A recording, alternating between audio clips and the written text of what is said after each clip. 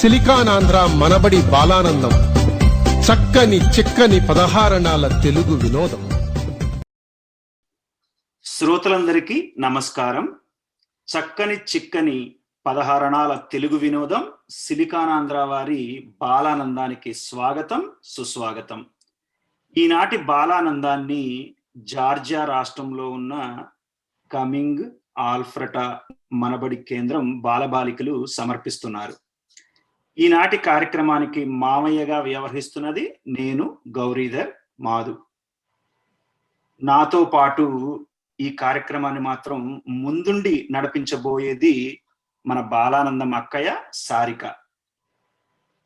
ఏ కార్యక్రమం అన్నా సుసంపన్నం అవ్వాలన్నా అది ఎందరో కృషి ఫలితమే కదా. అలాగే ఈనాటి కార్యక్రమం కోసం నాకు సహకరించిన మా జార్జియా ప్రాంత సమన్వయకర్త విజయ్ రావిళ్ళ గారికి, అలాగే మా మనబడి గురువులు పేరు పేరున అందరికీ ధన్యవాదాలు. పిల్లలకు శిక్షణ ఇచ్చిన వారి తల్లిదండ్రులందరికీ హృదయపూర్వక ధన్యవాదాలు. అలాగే మా బాలానందం బృందానికి మా ప్రత్యేక ధన్యవాదాలు. పిల్లల ప్రతిభా పాఠవాలకు ఆలవాలం మన బాలానందం కార్యక్రమం. ఈరోజు కార్యక్రమంలో పాల్గొంటున్న పిల్లలు మనబడిలో ప్రవేశం నుంచి ప్రభాసం వరకు విభిన్న స్థాయిల్లో తెలుగు నేర్చుకుంటున్నవారు, అలాగే నేర్చుకున్నవారు. వాళ్ళు నేర్చుకున్న పద్యాలు, పాటలు, కథలు, కథానికలు, సంభాషణలు మొదలైన అనేక ప్రక్రియలతో మిమ్మల్ని ఈరోజు అలరిస్తారు. ముందుగా మా బాలానందం అక్కయ్య సారిక పరిచయం చేసుకుని మిగతా కార్యక్రమం నడిపిస్తోంది. అందరికీ నమస్కారం. నా పేరు సారిక. మా అమ్మ పేరు సుష్మా కిరణ్. మా నాన్న పేరు శ్రీధర్. మా అన్నయ్య పేరు ధీరజ్. మా అన్న పేరు శ్రీకర్. మా తమ్ముడు పేరు ధీరజ్. నేను ప్రభాసం పూర్తి చేసుకున్నాను. ఈ బాలానందం కార్యక్రమానికి నేను అక్కయ్యగా చేస్తున్నాను. ముందుగా అప్పుడు మనకి పరిచయ కార్యక్రమంలో మొదటిగా సాకేత్ పరిచయం చేసుకుంటాడు. నా పేరు సాకేత్ రవికాంతి. మా అమ్మ పేరు శ్రీధర్ రవికాంతి. మా నాన్న పేరు శ్రీధర్ రవికాంతి. మా గురువు గారు పేరు రఘు. నేను తెలుగులో ప్రస్తుతం జరుపుకుంటున్నాను. ఇప్పుడు మనకి అన్విత పరిచయం చేసుకుంటుంది. అందరికీ నమస్కారం. నా పేరు అన్విత. నేను మనబడిలో ప్రకాశం చదువుతున్నాను. మా నాన్నగారి పేరు బాల. మా అమ్మగారి పేరు సరిత. నా చెల్లి పేరు శ్రీనిక. ఇప్పుడు మనకి సహస్ర పరిచయం చేసుకుంటుంది. నా పేరు సహస్ర. మా అమ్మ పేరు లావణ్య. మా నాన్నగారి పేరు గౌరీధర్. మా గురువు గారి పేరు సువర్ణ. నేను మనబడిలో ప్రమోదం తరగతి చదువుకుంటున్నాను. నాకు మనబడిలో చదువుకోవటం ఎంతో ఇష్టం. ఇప్పుడు సరయు పరిచయం చేసుకుంటుంది. అందరికీ నమస్కారం. నా పేరు సరయు. నా అమ్మగారి పేరు రాధిక. నా నాన్నగారి పేరు సతీష్ కుమార్. నా తమ్ముడు పేరు రిషిక్. నేను మనబడిలో ప్రసూనం చదువుతున్నాను. మా గురువు గారు పేరు రఘు గారు. ఇప్పుడు మనకి ఆద్య పరిచయం చేసుకుంటుంది. నా పేరు ఆద్య. మా అమ్మగారి పేరు స్వాతి. మా నాన్నగారి పేరు మాధవ్. మా గురువు గారి పేరు చంద్రశేఖర్ గారు. నేను మనబడిలో ప్రసూనం తరగతి చదువుకుంటున్నాను. నాకు మనబడిలో చదువుకోవడం చాలా ఇష్టం. ఇప్పుడు మనకి అక్షర పరిచయం చేసుకుని ఒక కథ కూడా చెప్తుంది, విందామా?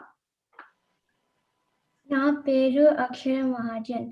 మా అమ్మ గారి పేరు స్మిత మొవ్వ. మా నాన్నగారు పేరు సుక్రాత్ మహాజన్. మా గురువు గారు పేరు కృష్ణ మజ్జిగ గారు. నేను మనబడిలో ప్రకాశం తరగతి చదువుతున్నాను.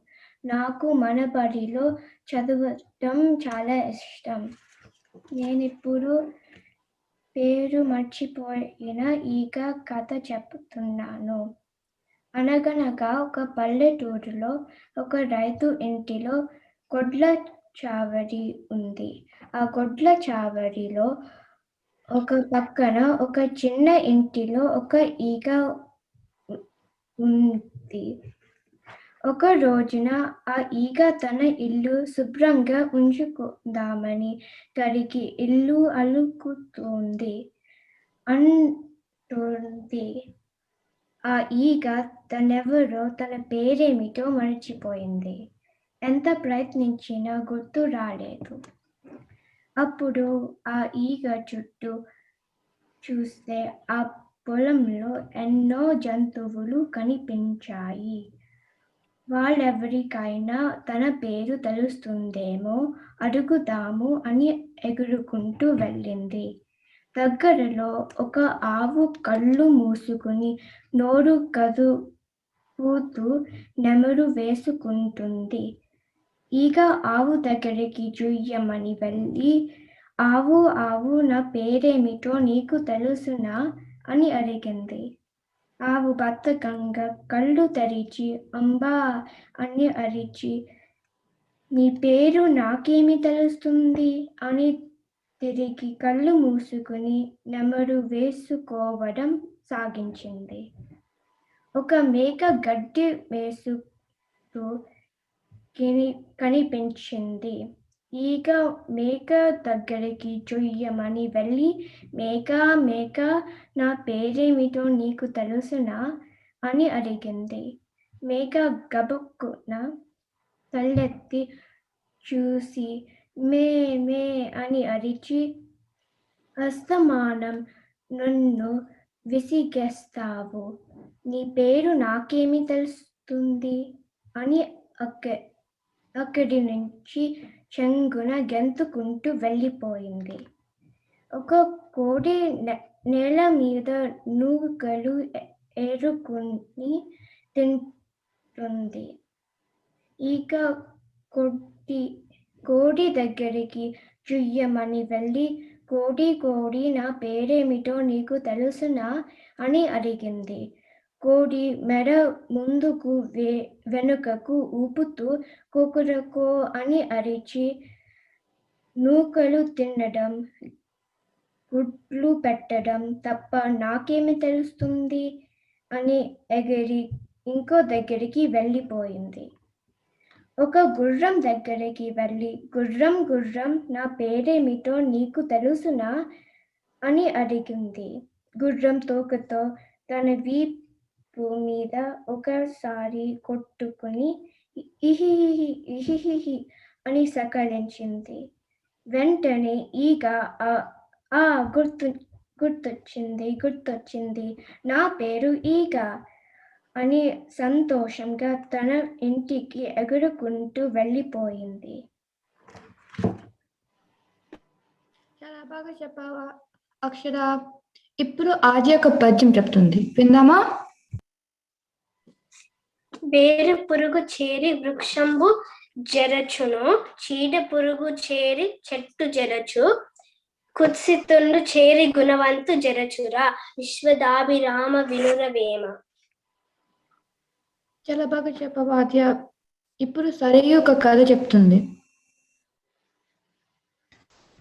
ఇప్పుడు నేను కాకి కడవలో నీళ్లు అని కథ చెప్తాను. అనగనగా ఒక కాకి, ఆ కాకి దాహం వేసింది. మంచి నీళ్లు కోసమని చాలా దూరం ఎగిరింది. ఒక చోట ఒక కడవ కనిపించింది, కానీ అందులో నీళ్లు చాలా తక్కువ ఉన్నాయి. కాకి ఒక ఉపాయం వచ్చింది. దగ్గరలో ఉన్న గులకరాలు కోసి తీసుకువచ్చి కడవలో వేసింది. నీళ్లు పైకి వచ్చాయి. నీళ్లు తాగి కాకి దాహం తీర్చుకుంది. నీతి: ఉపాయంతో అనుకున్న పనులు సాధించవచ్చు. చాలా బాగా చెప్పావు సరయు. ఇప్పుడు సహస్ర ఒక పద్యం చెప్తుంది, విందామా?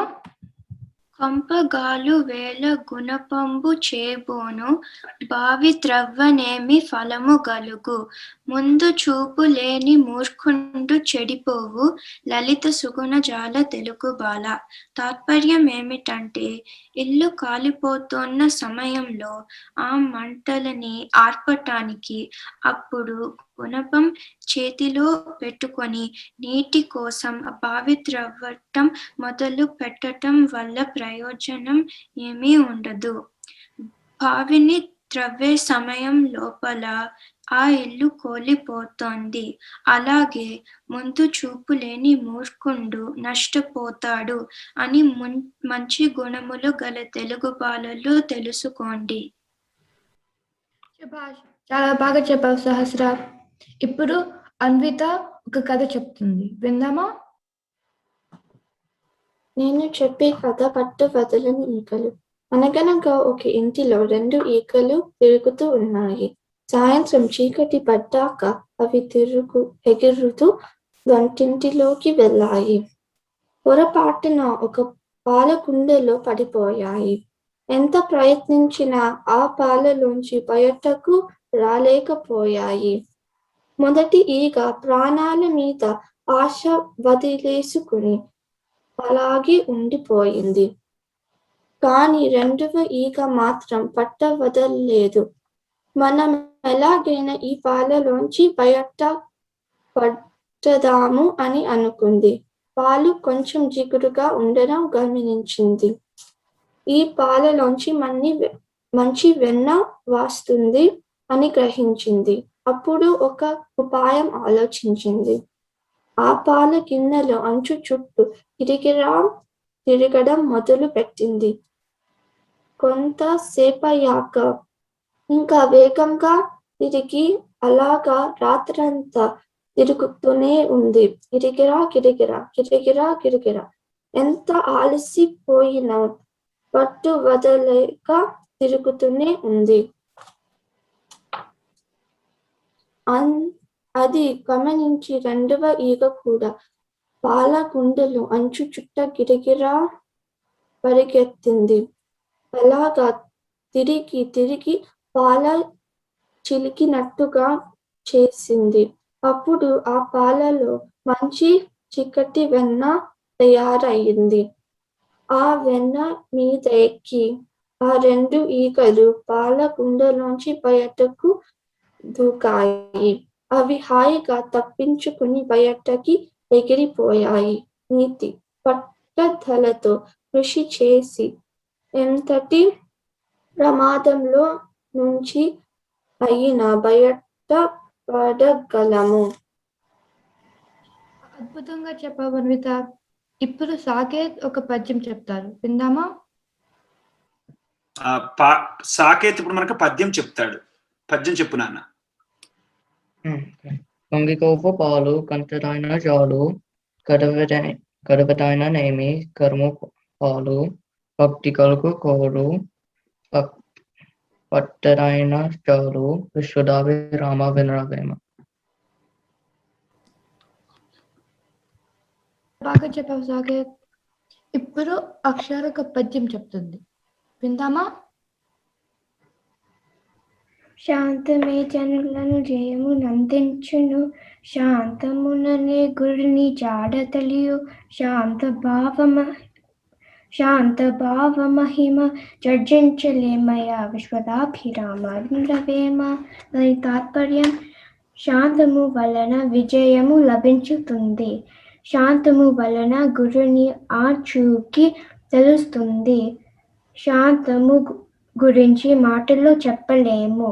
శాంతముతో దేనైనా సాధించవచ్చు. చాలా బాగా చెప్పావా అక్షర.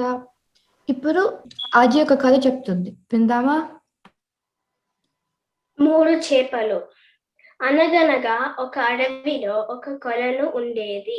అందులో అన్ని చేపలతో బాటుగా సుమతి, కాలమతి, మందమతి అనే 3 చేపలు ఉండేవి. ఆ 3 చేపలు స్నేహితులే అయినా ఒకదానికంటే ఒకటి వేరుగా ఆలోచించేవి. సుమతి ఏ విషయమైనా ముందు చూపుతో ఆలోచిస్తుంది. అందుకని దానికి అన్ని పనులు సకాలంలో చాలా సులభంగా అయిపోతూ ఉంటాయి. కాలమతి కాస్త ఆలస్యంగా ఆలోచిస్తుంది. అందుకని అన్నిటికీ తెగ కంగారు పడిపోతూ ఉంటుంది. మందమతి బద్ధకం ఎక్కువ. ఏ పనైనా చివరి నిమిషం వరకు చేసేది కాదు. అందుకని ఆ చేప ఎప్పుడూ ప్రమాదంలో చిక్కుకుంటుంది. ఒకరోజు చేపలు పట్టే జాలర్లు ఆ కొలను దగ్గరకు వచ్చి అందులో ఎన్నో చేపలు ఉండడం చూశారు. ఆ చేపలన్నింటినీ పట్టుకుందాము అనుకున్నారు. కానీ అప్పటికే సాయంత్రం అయిపోయింది. మనము రేపు వచ్చి పట్టుకుందాము అని వాళ్ళు మాట్లాడుకున్నారు. ఆ మాటలు ఆ 3 చేపలు విన్నాయి. ఆ మాటలు విన్న వెంటనే సుమతి తన స్నేహితులతో మనం ఇవాళ రాత్రే ఇంకో చెరువులోకి కానీ నదిలోకి కానీ వెళ్ళిపోవాలి. ఆలస్యం అయిందంటే ఆ జాలర్లు రేపు మనల్ని పట్టేసుకుంటారు అని చెప్పింది. అప్పుడు కాలమతి ఆ జాలర్లు వచ్చినప్పుడు చూసుకుందాములే అంది. మందమతి మాత్రం అసలు రేపు జాలర్లు వస్తారో రారో మనకి ఇంకా తెలియదు. ఒకవేళ వచ్చినా మనల్ని పట్టుకుంటారనేమిటి అని అన్ని చేపలు ఉన్నాయి కదా, వాటిని పట్టుకుంటారులే, మనల్ని కాదు, మనం ఎక్కడికి వెళ్ళనక్కర్లేదు అని బద్ధకంగా నిద్రపోయింది. సుమతి ఆ రాత్రే ఈదుకుంటూ పక్కన ఉన్న ఇంకో పెద్ద నదిలోకి వెళ్ళిపోయింది. మరునాడు పొద్దున్నే జాలర్లు వచ్చారు. వాళ్ళని దూరం నుంచే చూసిన కాలమతి ఆ జాలర్లకి కనిపించకుండా కష్టపడి వేగంగా ఈదుకుంటూ పక్కన ఉన్న నదిలోకి వెళ్ళింది. జాలర్లు వల వేసి చేపలన్నింటినీ పట్టుకున్నారు. చివరి క్షణంలో ఎలాగ తప్పించుకోవాలో మందమతికి తెలియలేదు. ఆ వలలో మందమతి కూడా చిక్కుపోయింది. పాపం. నీతి: బద్ధకం లేకుండా పనులు సకాలంలో చెయ్యాలి. అద్భుతంగా చెప్పావు ఆద్య. ఇప్పుడు సరయు ఒక పద్యం చెప్తుంది, విందామా? చెప్పులోని రాయి చెవిలోని జోడిగా, కంటిలోని నలుసు కాలి ముళ్ళు, ఇంటిలోని పోరు నింతింతగాదయ, విశ్వదాభిరామ వినురవేమ. చాలా బాగా చెప్పావు సరయు. ఇప్పుడు అన్విత తెలుగు జిల్లాల గురించి చెప్తుంది, విందామా? తెలుగు రాష్ట్రాలు జిల్లాలు. భారతదేశంలోని మన తెలుగు వారికి 2 రాష్ట్రాలు ఉన్నాయి. అవి ఆంధ్రప్రదేశ్ మరియు తెలంగాణ. ఆంధ్రప్రదేశ్ రాష్ట్రముని కోస్తా, రాయలసీమ అని 2 ప్రాంతాలుగా వ్యవహరిస్తారు. ఈ 2 ప్రాంతాలలోనూ కలిసి మొత్తం 13 జిల్లాలు ఉన్నాయి. కోస్తా ప్రాంతంలో ఉన్న 9 జిల్లాల పేరు: శ్రీకాకుళం, విజయనగరం, విశాఖపట్నం, తూర్పు గోదావరి, పశ్చిమ గోదావరి, కృష్ణా, గుంటూరు, ప్రకాశం, నెల్లూరు. రాయలసీమ ప్రాంతంలో ఉన్న 4 జిల్లాల పేరు: చిత్తూరు, కడప, అనంతపూర్, కర్నూలు. జూన్ 2014న తెలంగాణ రాష్ట్రం ఏర్పడింది. తెలంగాణ ప్రాంతంలో ఉన్న 10 జిల్లాల పేరు: ఖమ్మం, మహబూబ్నగర్, నల్గొండ, రంగారెడ్డి, వరంగల్, కరీంనగర్, నిజామాబాదు, ఆదిలాబాదు, మెదక్ మరియు హైదరాబాదు. ఈ 2 రాష్ట్రాలకి ప్రస్తుతం ఒకటే రాజధాని, హైదరాబాద్ నగరం. ఇది రంగారెడ్డి జిల్లాలో ఉంది. ప్రాంతాలు వేరైనా మన తెలుగు వారు మాట్లాడే భాష తెలుగు. ఈ 3 ప్రాంతాల నుండి వచ్చిన ఎందరో గొప్ప దేశభక్తులు, కవులు, పండితులు, కళాకారులు మన తెలుగు సంస్కృతిని, సంప్రదాయాన్ని నిలబెట్టారు. గొప్ప విజ్ఞానవేత్తలు,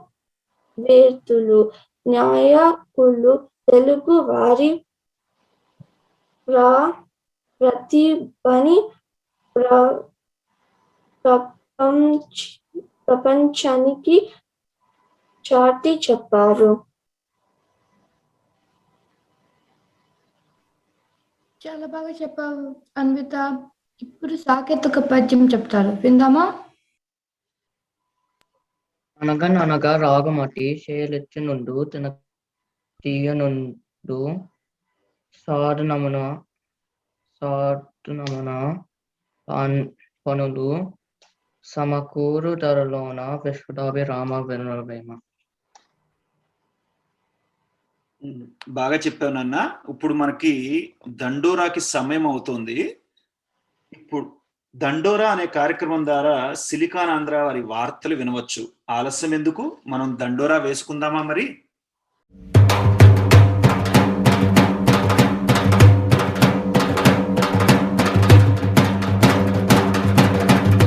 నమస్కారం. సిలికాన్ ఆంధ్ర మనబడి బాలానందం దండోరా చదువుతున్నది విభావ్య కుప్పం. సంకలనం జ్యోతి కుంట మొక్కల. వార్తలు సంక్షిప్తంగా. నమోదులు, పరీక్షలు, బాలరంజని యాప్, కొత్త కేంద్రాలు, వార్తలు వివరంగా. మే 1 నుంచి బాలబడి 1, 2 మరియు ప్రవేశానికి నమోదులు ప్రారంభం అవుతున్నాయి. కరోనా నేపథ్యంలో తరగతులు, పరీక్షలు అంతర్జాల సహాయంతో జరుగుతున్నాయి. 2020 నుండి 21 విద్యా సంవత్సరం 2 త్రైమాసికాలు పూర్తి అయ్యాయి. 3వ త్రైమాసికం జరుగుతోంది. మే 22 వారంలో ప్రవేశం, ప్రసూనం, ప్రమోదం పరీక్షలు జరుగుతాయి. ప్రకాశం మరియు ప్రభాసం తరగతులకు పొట్టి శ్రీరాములు విశ్వవిద్యాలయం పరీక్షలు మే 15, 16 తేదీలలో జరుగుతాయి. 250కి పైగా ప్రాక్టర్లు, కార్యకర్తలు పరీక్షలు జరపడానికి సిద్ధం చేస్తున్నారు. ఈ పరీక్షలలో విజయవంతమైన వారికి జూనియర్ మరియు సీనియర్ ప్రమాణ పత్రాలు ఇవ్వబడతాయి. తెలుగుని ప్రాచీన భాష నుండి ప్రపంచ భాష స్థాయికి తీసుకువెళ్ళడానికి మనబడి కృషి చేస్తోంది. ఈ ఏడాదిలో 3 దేశాలలో కొత్త కేంద్రాలు తెరిచారు. మాంట్రియల్ కెనడాలో, నెదర్లాండ్స్లో మరియు స్వీడన్ లండన్లో. 10,000 మందికి పైగా విద్యార్థులు మనబడిలో చదువుతున్నారు. గత 13 ఏళ్లలో 65,000 మంది చిన్నారులకు మనబడి తెలుగు నేర్పిస్తోంది. అమెరికాలో 35 రాష్ట్రాలలో 250కి పైగా కేంద్రాలలో 12 ఇతర దేశాలలో ప్రవాసాంధ్రుల పిల్లలకు మనబడి తెలుగు భాష నేర్పిస్తోంది. సిలికాన్ ఆంధ్ర మనబడి ACSWASC గుర్తింపు పొందింది. ఇది పొట్టి శ్రీరాములు విశ్వవిద్యాలయానికి అనుసంధానం. మనబడిలో తెలుగు భాష నేర్పించడం మాత్రమే కాక వివిధ కార్యక్రమాలు కూడా నేర్పిస్తారు. తెలుగు మాట్లాడే పోటీలు, బాలానందం రేడియో కార్యక్రమాలు, తెలుగు పరుగు, పద్య నాటకాలు, నాటకోత్సవాలు, పద్యాల పోటీలు, పిల్లల పండుగలు, రకరకాల పోటీల వంటి ప్రత్యేక కార్యక్రమాలు ఉన్నాయి. వీటి ద్వారా మనబడి పిల్లలకు మన సంస్కృతి సంప్రదాయాలతో పాటు కళల పట్ల అవగాహన కూడా కలగజేస్తుంది. ఇవన్నీ పిల్లలు నాయకత్వ లక్షణాలు పెంపొందింప చేస్తాయి. బాలరంజని యాప్ తెలుగు భాష సాధనకి ఒక పరిపూర్ణ సాంకేతిక. ఈ యాప్ యాపిల్, గూగుల్ ప్లే స్టోర్లో లభ్యం అవుతుంది. తెలుగు నేర్చుకుంటున్న విద్యార్థులు ఈ బాలరంజని యాప్ ద్వారా మరి ఎంత ఇష్టంగా తెలుగు సాధన చేయవచ్చు. ఇందులో తెలుగు వినటం, రాయటం, చదవడం, మాట్లాడడంకి సంబంధించిన అన్నీ ఉన్నాయి. బాలబడి, ప్రవేశం, ప్రసూనం ఈ 3 తరగతుల 9 పుస్తకాల విషయాలు బాలరంజనిలో ఉన్నాయి.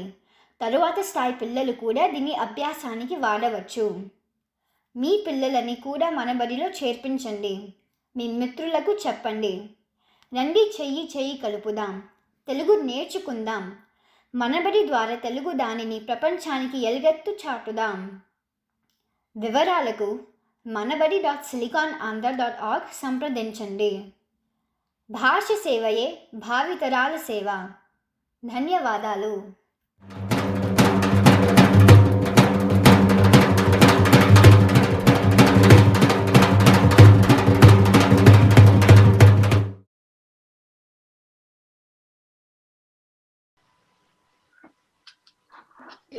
ఇప్పుడు సహస్ర ఒక కథ చెప్తుంది, విందామా? మర్యాద రామన్న లౌక్యం. మర్యాద రామన్న పేరు న్యాయ నిర్ణయంలో ఆయన నైపుణ్యత అప్పటికే రాజ్యంలో చాలా మందికి తెలిసింది. రాజుగారికి కూడా చూచాయగా రామన్న గురించి తెలిసింది. రాజాస్థానంలో న్యాయపీఠం అలంకరించగల అర్హత నీకుంది. నువ్వు ఒక్కసారి వెళ్ళి రాజుగారిని కలిస్తే బాగుంటుంది. మేము కూడా నీ వెంట వచ్చి రాజుగారికి నీ గొప్పతనం గురించి చెబుతాము అంటూ ఆప్తుల చెవిలో ఇల్లు కట్టుకొని పోరేవారు. చిరునవ్వుతో వాళ్ళందరి మాటలు ఆలకించి, మీరన్నట్లే నిజంగా రాజాస్థానంలో న్యాయపీఠం అలంకరించగల అర్హత నాకుంటే తప్పకుండా అలాగే జరుగుతోంది అంటూ సున్నితంగా వారికి చెప్పేవాడు రామన్న. మర్యాద రామన్న దగ్గరికి ఒకరోజు ఓ వృద్ధురాలు వచ్చి, అయ్యా, మీరే నాకు న్యాయం చెయ్యాలి అంది. అమ్మా, ముందు నీకొచ్చిన సమస్య ఏమిటో తెలియకుండా న్యాయం ఎలా చెయ్యగలను? ముందు అది చెప్పమ్మా అని అడిగాడు. ఏం చెప్పమంటారయ్యా? మన రాజుగారు ధర్మప్రభులు. ఆయన బావమరిది మాత్రం చాలా దుర్మార్గుడు. ప్రజలు పల్ల విధాలుగా వేధించుకొని తింటున్నాడు. ఈ విషయం రాజుగారికి చెప్పే ధైర్యం లేక వాడు పెట్టే బాధల్ని ప్రజలు మౌనంగా భరిస్తున్నారు. వాడి అన్యాయాలను రాజుగారికి విన్నవించగల సమర్థుడివి నువ్వే అని నీ దగ్గరికి వచ్చాను. అమ్మా, నీకు నాపై ఉన్న నమ్మకానికి ధన్యుడిని. కానీ రాజుగారి బావమరిది వల్ల అన్యాయం జరుగుతోందని ఇంతవరకు ఏ ఒక్కరు ఫిర్యాదు చేయటానికి ముందుకు రాలేదంటివి కదా. అలాంటప్పుడు నేను వెళ్ళి రాజుగారితో ఏమని చెప్పగలను అని ప్రశ్నించాడు రామన్న. అయ్యా, మీరు చెప్పింది సబబే. అందుకే రాజుగారి బావమరిది మీద ఫిర్యాదు చేయటానికి నేను వస్తాను. కాటికి కాళ్ళు చాపుకున్న ఈ వయసులో నేను ఎవ్వరికీ భయపడతలుచుకోలేదు. ఆ దుర్మార్గుడికి శిక్ష పడితే ప్రజలు సుఖంగా బ్రతుకుతారు. నాకు ఆ తృప్తి చాలు అంది.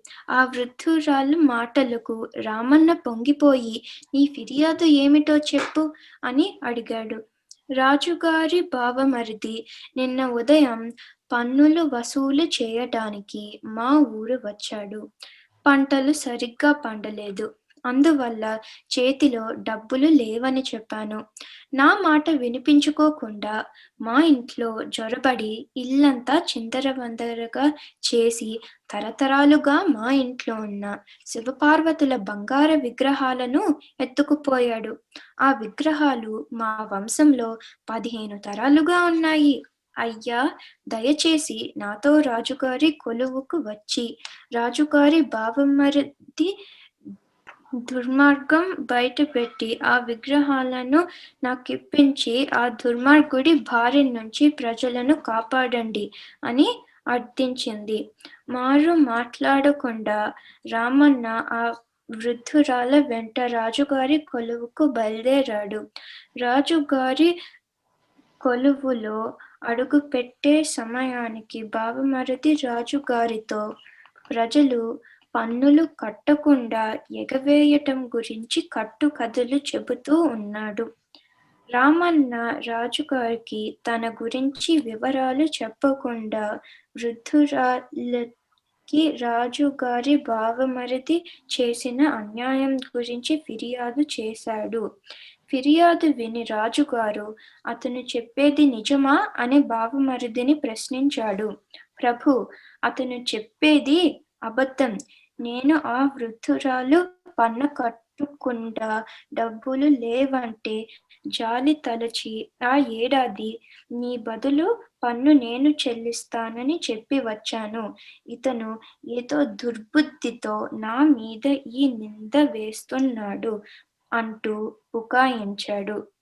రాజుగారు రామన్న వంక చూసి, మా బావమరిది చెప్పింది విన్నావుగా, దీనికి ఎవరైనా సాక్ష్యం ఉన్నారా? అడిగారు కొంచెం కోపంగా. ఉన్నారు ప్రభు, కిందటేడా ఈమెకు ఆ విగ్రహాలు తయారు చేసిన కంసాలి న్యాయం చెప్పటానికి సిద్ధంగా ఉన్నాడు అంటూ లౌక్యంగా మర్యాద రామన్న చెప్పాడు. ప్రభు, ఇతను అబద్ధం చెప్తున్నాడు, దొంగ సాక్ష్యం చెప్పించే ప్రయత్నం చేస్తున్నాడు. ముసలమ్మ ఆ విగ్రహాలు 15 తరాలుగా వాళ్ళింట్లో ఉన్నాయని చెప్పింది. ఇతనిప్పుడు సంవత్సరం క్రితమని చెబుతున్నాడు అంటూ ఆవేశంలో అసలు విషయం నోరు జారాడు. వెంటనే మర్యాద రామన్న, క్షమించండి మహాప్రభు, తమ ముందు నేను అబద్ధం చెప్పాను. ఆ విగ్రహాలు ఈ వృద్ధురాలకి 15 తరాలుగా వంశపారంపర్యంగా వస్తున్న మాట నిజమే. మీ బావగారు చేత నిజం చెప్పించటానికి అలా చెప్పాను అంటూ రాజుగారి బావమరిది ప్రజలను పీడిస్తున్న వైనం లౌక్యంగా వివరించాడు. అంతా విని రాజుగారు, సభాష్, నీలాగా ధర్మం, సమయస్ఫూర్తి, లౌక్యం కలిగిన యువకుడు గ్రామానికి ఒక్కడున్నా చాలు. రాజ్యంలో ధర్మదేవత 4 పాదాల మీద నడుస్తుంది. ఇంతకీ నీవెవరో చెప్పు అడిగారు రాజుగారు. రామన్న తన పేరు, ఊరు చెప్పాడు. రామన్న గురించి ముందే విని ఉండటం వల్ల రాజుగారు ఆసనం దిగివచ్చి రామన్నను కౌగిలించుకొని సముచిత రీతిలో సత్కరించారు. నేటి నుంచి నువ్వు మా ఆస్థానంలో న్యాయ నిర్ణేతలతో ఒకరిగా ఉండవలసిందిగా కోరుకుంటున్నాను అన్నారు. రామన్న అందుకు సంతోషంగా అంగీకరించాడు. తప్పు చేసిన బావమరిదిని గట్టిగా మందలించి శివపార్వతుల విగ్రహాలను తెప్పించి రామన్న చేతుల మీదుగా ఆ వృద్ధురాలకు ఇంపించారు రాజుగారు. నాయనా, నాకు న్యాయం చేసినట్లు నీ తెలివితేటలతో, తీర్పులతో అందరికీ న్యాయం చెయ్యి అంటూ సంతోషంగా రామన్నని ఆశీర్వదించింది ఆ వృద్ధురాలు. అద్భుతంగా చెప్పావు సహస్ర. ఇప్పుడు అక్షరకు కథ చెప్తుంది, విందామా? కంది చేను దొంగ. ఒక ఊరిలో ఓ చిన్న గుడిసెలో ఒక ముసలి రైతు ఉండేవాడు. అతనికి ఓ చిన్న కంది చేను ఉంది. ఆ చేనులో సంవత్సరం అంతా కష్టపడి పనిచేసి కందులు పండించి పంట వచ్చాక అమ్ముకుని బతుకుతూ ఉండేవాడు. ఒక ఏడాది ఎప్పటిలాగే పంట కాపుకొచ్చింది. ఇంకో 2 రోజుల్లో పంట కోసి ఇంటికి తెచ్చుకుందాము అనుకున్నాడు. ఆ రోజు రాత్రి అతని పొలంలో ఒక దొంగ పడి ఆ కంది పంట అంతా కోసుకుని బండి మీద తీసుకు వెళ్ళిపోయాడు. ఆ సంగతి అంతా ఆ రైతు ఒక దోమ చూసింది. దోమ వెళ్ళి ఈగతో చెప్పింది. ఈగ వెళ్ళి గుడ్లసెలో ముసలి రైతు నవరాజ్యంలో ఉంటున్న నల్లికి చెప్పింది. ఆ సంగతి విని నల్లి ఎన్నాలో ఈ ముసలి రైతు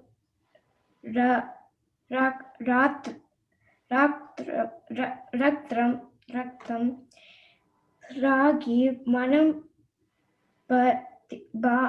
బతికాము. పాపం ఈ పంట చేతికి రాకపోతే రైతుకి చాలా కష్టం. మనం ఎలాగైనా ఆ దొంగ దగ్గరచి ఆ పంట తిరిగి వచ్చేలా ఈ ముసలి రైతుకి సహాయం చేయాలి అని చెప్పింది. అప్పుడు దోమ నల్లి ఆ ఇంటిలో తిరిగే ఈగకి చెప్పి, ఈగ చీమకి చెప్పి, చీమ బల్లికి చెప్పింది. బల్లి పాకుకుంటూ వెళ్ళి మూలన పడుకున్న తాబేలుకి చెప్పింది. తాబేలు లేచిన అలికిడికి నిద్రపోతున్న కుక్క లేచింది. దోమ, నల్లి, ఈగ, చీమ, బల్లి, తాబేలు కలిసి కుక్కకి జరిగిన విషయం చెప్పి దొంగ ఇంటికి బయలుదేరాయి. దోమ, ఈగ ఎగురుకుంటూ ముందుగా దారి తీస్తాయి. వాటి వెనక కుక్క మీద తాబేలు, తాబేలు మీద చీమ, బల్లి కూర్చున్నాయి. బల్లి మీద నల్లి కూర్చుంది. సైన్యం అంతా దొంగ ఇంటికి యుద్ధానికి బయలుదేరాయి. దొంగ ఇంటిలో నిద్రపోతున్నాడు. ఈగ జుయ్యమని దొంగ ముఖం చుట్టూ తిరిగింది. ముక్కులోను చెవులోను తిరిగి అల్లరి చేసింది. దొంగ చేతులు గాలిలో ఆడించాడు. దోమ వెళ్ళి బుగ్గ మీద గట్టిగా కుట్టింది. దొంగ తన చెంప మీద గట్టిగా కొట్టుకున్నాడు. చీమ అతని మెడ మీద కసుక్కున కొరికింది. నల్లి పక్కలో దూరి వీపు మీద కుట్టింది. దొంగ తన వీపు మీద గట్టిగా చరుచుకుని పక్కకి తిరగబోయాడు. బల్లి దొంగ పడుకున్న మంచానికి సరిగ్గా పైన గోడ మీదకి ఎక్కి ఒకసారి దొంగ ముఖం మీద దబున పడింది. అయ్య బాబోయ్ అని ఉలికి పడి నిద్ర లేచి గుమ్మంలో నుంచి బయటకు రాబోయాడు. గుమ్మం పైన చూరు మీద కాచుక కూర్చున్న తాబేలు వాడి నెత్తి మీద బండరాయిలాగా పడింది. తెల్ల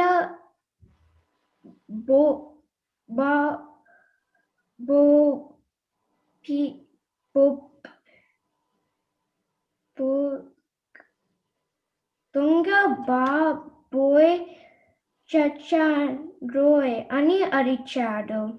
అప్పుడు కుక్క బౌ బౌ అని వెంటపడి గట్టిగా దొంగ కాలు కొరికింది. చెవిలో ఈగతో, బుగ్గ మీద దోమతో, వీపు మీద నల్లితో, ముఖం మీద బల్లితో, తల మీద తాబేలుతో, కుక్క నోటిలో కాలుతో కుంటుకుంటూ నడిచాడు. అవి అన్నీ కలిసి దొంగని ముసలి రైతు దగ్గరికి ఈడ్చుకుని వచ్చాయి. దొంగడికి బుద్ధి వచ్చి దొంగిలించిన కంది పంట అంతా రైతుకి ఇస్తానని భయపడుతూ ఏడ్చుకుంటూ చెప్పాడు.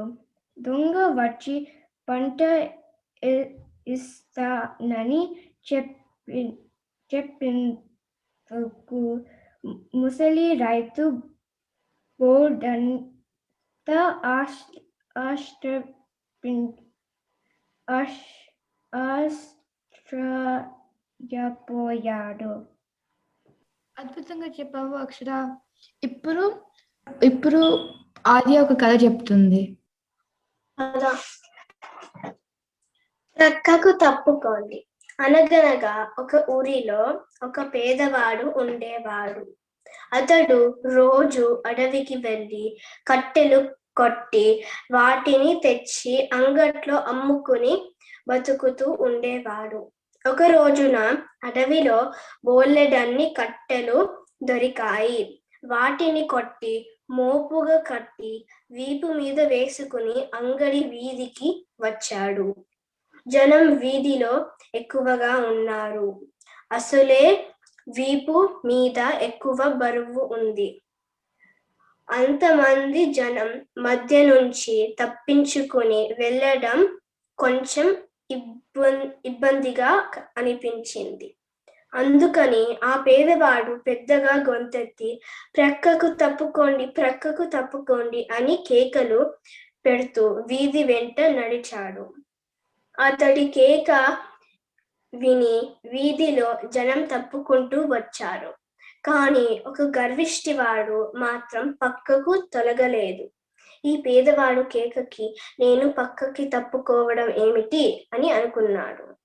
అప్పుడు అతని చొక్కా ఆ పేదవాడి కట్టెలకి తగులుకుని పర్రుమని చిరిగిపోయింది. ఆ గర్విష్టికి కోపంతో ఒళ్ళు మండిపోయింది. అతడు ఆ పేదవాడిని న్యాయాధికారి వద్దకు లాక్కుపోయి తన చొక్కా చింపేశాడని ఫిర్యాదు చేశాడు.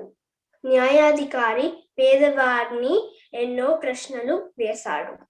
కానీ ఆ పేదవాడు మాత్రం తల వంచుకుని బెల్లం కొట్టిన రాయిలాగా ఉండిపోయాడు. ఎన్ని విధాలుగా అడిగినా ఉలుకు పలుకు లేకుండా నిల్చుండిపోయాడు. చివరికి న్యాయాధికారి విసిగి ఈ మూగవాణి నా దగ్గరకు తెచ్చావేమిటి అని ఆ గర్విష్టి మీద గట్టిగా చికాకు పడ్డాడు. అప్పుడు ఆ గర్విష్టి, అయ్యా, వీడిప్పుడు దొంగ వేషాలు వేస్తున్నాడు. వీధిలో నడిచేటప్పుడు పెద్దగా గొంతెత్తి పక్కకు తప్పుకోండి అని ఎన్నో సార్లు గావు కేకలు పెట్టాడు. నేను చెవులారా విన్నాను అన్నాడు. అలాగా అహంకారంతో వాడి కేకలు విన్నా కూడా పక్కకు తప్పుకోకపోవడం నీదే తప్పు. నీ ఫిర్యాదు కొట్టి పరేస్తున్నాను పో అని చివాట్లు పెట్టి పంపించేశాడు న్యాయాధికారి. నీతి: గర్వం చెడ్డ లక్షణం, వినయం మంచి లక్షణం. శభాష్, చాలా బాగా చెప్పావు ఆద్య. ఇప్పుడు సహస్ర ఒక కథ చెప్తుంది, విందామా? సూది కోసం. ఒకసారి పరమానందయ్య గారికి కాలులో ముళ్ళు గుచ్చుకుంది. దానిని తీయటానికి సూది అవసరం అయింది. వెళ్ళి సూది తీసుకురండి అని శిష్యులకి చెప్పారు. ఆ మాట విని శిష్యులు అందరూ జట్టుగా సూది కోసం సంతకు బయలుదేరారు. సంతకు వెళ్ళి సూది కొన్నాక గురువు గారికి తీసుకువెళ్ళి ఇవ్వటానికి నేనంటే నేను అంటూ వాళ్ళల్లో వాళ్ళు వంతులు వేసుకోసాగారు. గురువు గారు నాకు చెప్పారు అని ఒకరంటే, కాదు నాకు చెప్పారు అని మరొక్కరు తగులాడుకోసాగారు. ఆ తగువు ఎంతకు తేలేటట్లు కనిపించలేదు. గురుభక్తి విషయంలో ఆ శిష్యులు ఎవ్వరూ రాజీ పడేవారు కాదు కదా. దారిలో పడి ఉన్న తాటి దూలం చూసేసరికి ఒక శిష్యుడికి ఒక ఆలోచన వచ్చింది. మనం తగులాడుకోవద్దు, దూలానికి సూది గుచ్చి అందరము దాన్ని మోసుకెళ్దాం. అప్పుడు గురువుగారి ఆజ్ఞ అందరూ సమానంగా పాటించినట్లవుతుంది. ఏమంటారు అని అడిగాడు. మిగిలిన వాళ్ళు సరే అన్నారు. ఆ తాటి దూలాన్ని యజమానిని అడిగి తీసుకొని దాని ముందు భాగాన సూది గుచ్చి మోసుకెళ్ళసాగారు. ప్రజలు వాళ్ళని విచిత్రంగా చూడసాగారు. ఏమైతేనేం వాళ్ళు సూదిని గురువుగారి దగ్గరికి తీసుకెళ్లారు. ఏమిట్రా సూది తేమంటే తాటి మానుని తెచ్చారు అని గురువుగారు తెల్లబోయి అడిగారు. కాదు గురువుగారు, మేము తెచ్చింది సూది అన్నారు వాళ్ళు. ఆయన అయోమయంగా చూసి అసలేం జరిగింది అని అడిగారు. వాళ్ళు జరిగిందంతా చెప్పారు. విని మీ తెలివితేటల్లారా, సూది కోసం తాటిమాను మోసుకెళ్తారా? ఇంతకీ సూదేది, ఇలా ఇవ్వండి అని ఒక శిష్యుడిని అడిగారు. వాడు తాటిమాను మొత్తం వెతికాడు. సూది కనిపించలేదు. మరొక్కడు వెతుకుమన్నారు. వాడు కొంతసేపు వెతికాక మానుపేడులో ఇరుక్కున్న సూది కనిపించింది. ఇదిగోనండి గురువుగారు సూది అంటూ శిష్యుడు పరమానందయ్య గారికి సూదిని ఇచ్చాడు. మాను తీసుకెళ్లి దాని యజమానికి ఇవ్వండి అని చెప్పి శిష్యుల ఐకమత్యానికి, గురుభక్తికి సంతోషపడాలో లేక వారి అమాయకానికి బాధపడాలో తెలియక తల పట్టుకు కూర్చుండిపోయారు గురువుగారు. అద్భుతంగా చెప్పావు సహస్ర. ఇప్పుడు అన్విత ఒక పద్యం చెప్తుంది, విందామా? నిండు నదులు పాలు నిలిచి గంభీరమై వెర్రి బాగు పారు వెర్రి బొల్లి అల్పుడాటి రీతి నడికుండ నాటున విశ్వతాభిరామ వినురవేమ. తాత్పర్యం: నీటిలో నిండుగా ఉన్న నదులు గంభీరంగా ప్రవహిస్తాయి.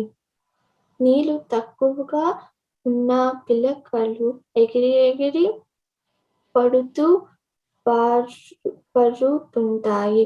అలాగే చెడ్డ గుణములు గలవాడు మాట్లాడినట్టుగా మంచి గుణములు గలవాడు అతిగా మాట్లాడతాడు.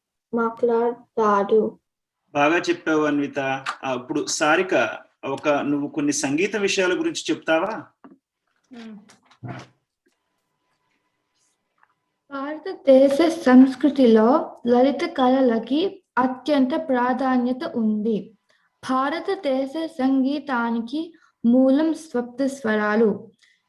సప్తస్వరాలు సంపూర్ణంగా ఉంటే మేళకర్త రాగాలు అని అంటారు. జనక రాగాల మొత్తం సంఖ్య 72. ముత్తుస్వామి దీక్షితులు, త్యాగరాజ స్వామి, శ్యామ శాస్త్రులను సంగీత మూర్తిత్రయం అని అంటారు. త్యాగయ్య స్వరకల్పన చేసిన కృతులలో ఎందరో మహానుభావులు శ్రీరాగం, జగదానందం కారక నాటరాగం బాగా ప్రసిద్ధి చెందినవి.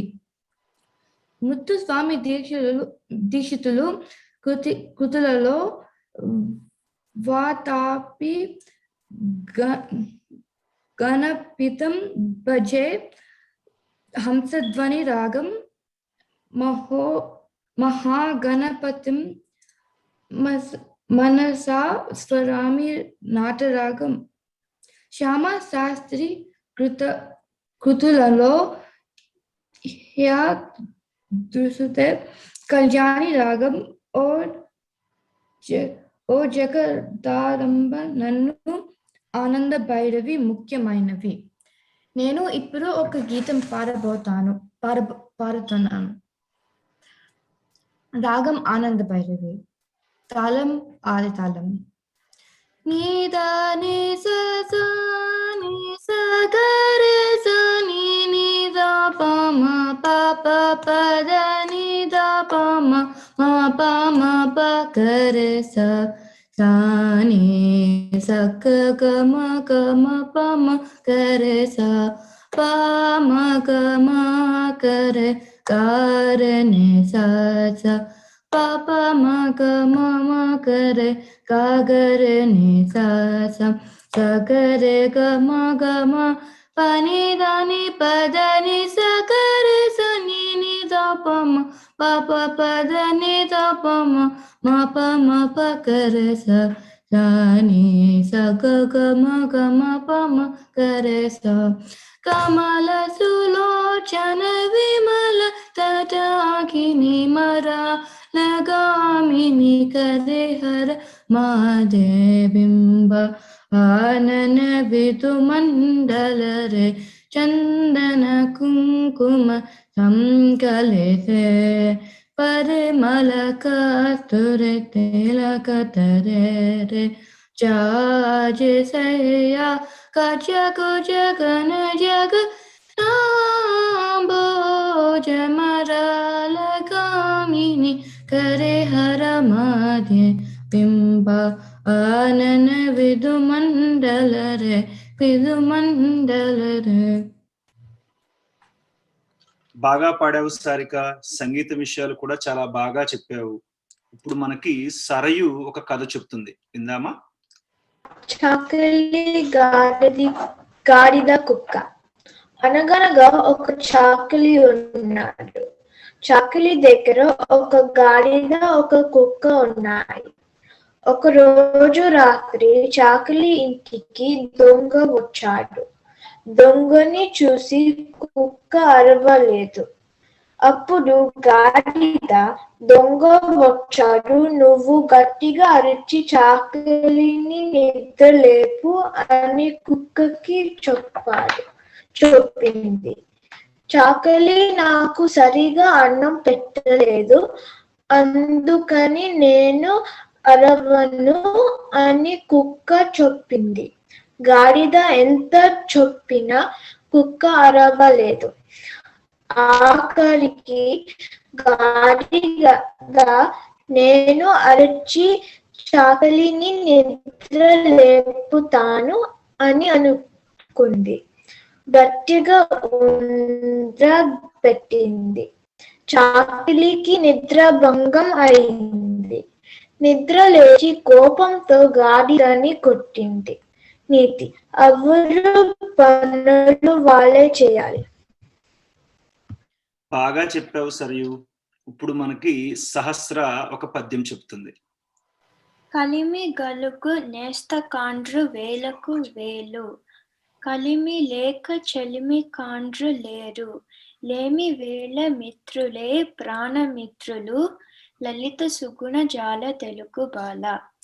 తాత్పర్యం ఏమిటంటే, సంపద కలిగి ఉన్న వారికి స్నేహితులు ఎంతో మంది ఉంటారు.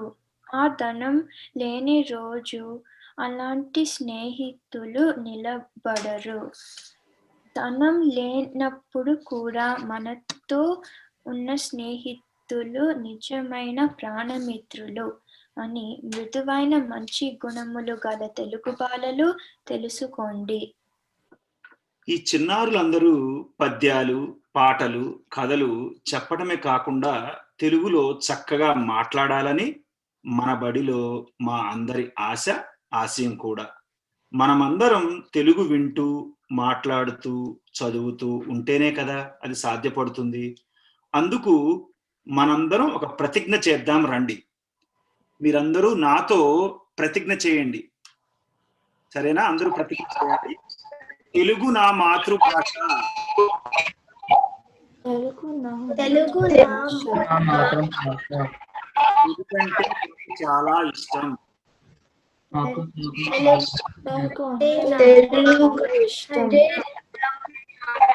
తెలుగు వారందరితో నేను తెలుగులోనే మాట్లాడుతాను. అందరితో మాట్లాడతాను.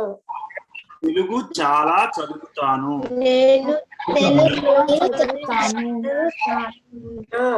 మంచి తెలుగు మాటలు తెలుగు మాటలు ఎన్నో వింటూ రాస్తూ ఉంటానని ప్రతిజ్ఞ చేస్తున్నాను.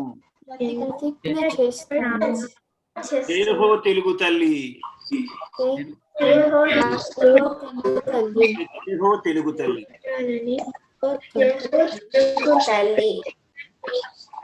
ఇదండి ఈ కార్యక్రమం జార్జియా రాష్ట్రం ఆల్ఫ్రెటా కమింగ్ కేంద్రాల్లో ఉన్న మనబడి బాలబాలికలు ముద్దు మాటలతో పాటల కబుర్లతో హాయిగా సమయం గడిచిపోయింది కదా.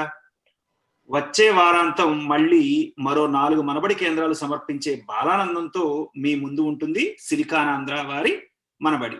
అంతవరకు సెలవు మరి. నమస్కారం.